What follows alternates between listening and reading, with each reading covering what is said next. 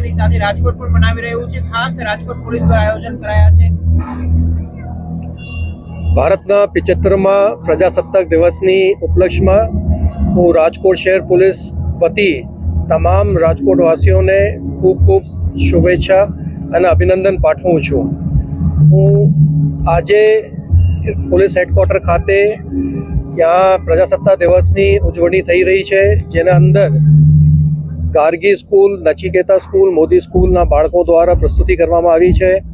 SOG દ્વારા એક ડેમોનું આયોજન કરવામાં આવશે અને સાથે સાથે બધા મળી એક ભારતનો નકશા પણ બનાવવામાં આવે કે જે એક પ્રતીકરૂપ હશે કે ભારતનો જે સંવિધાન છે, જે સંવિધાનમાં સમાન હકો બધા નાગરિકોને આપવામાં આવે છે અને સાથે સાથે જે સંવિધાનના નિર્માતાઓ જે મૂળ સંવિધાનની અંદર જે એને અપેક્ષાઓ હતી એને આજે સાથે મળી અને અમૃતકાલના જે વિકસિત ભારત છે એનો સપનાને અમે સાકાર કરવાની આજે यहाँ पर કોશિશ કરીએ. ખાસ કરીને રામ રાજ્યની સ્થાપનાની વાત કરી છે, રામ પ્રતિષ્ઠા થઈ છે.